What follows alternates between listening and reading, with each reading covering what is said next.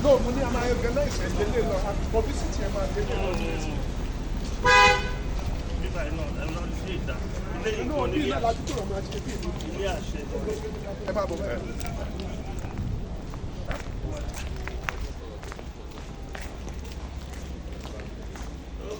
Where are you running to?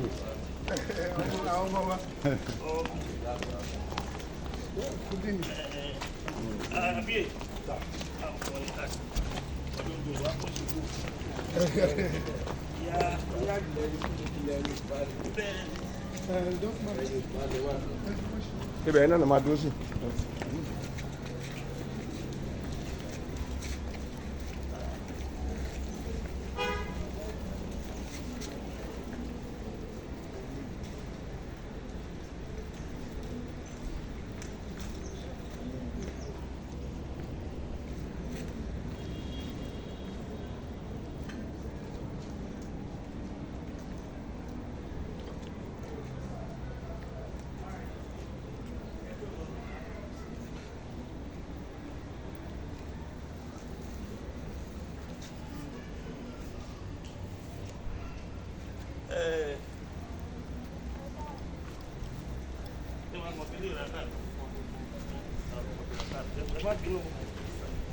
I will definitely get you. Like, remember this.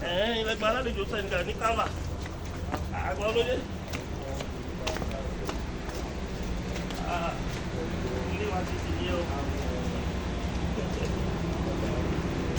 I'm glad that you're coming. And if they come back to do it, I'll look at the color. If you actually look at the color, I'm going to put up on the salad. Well, I do.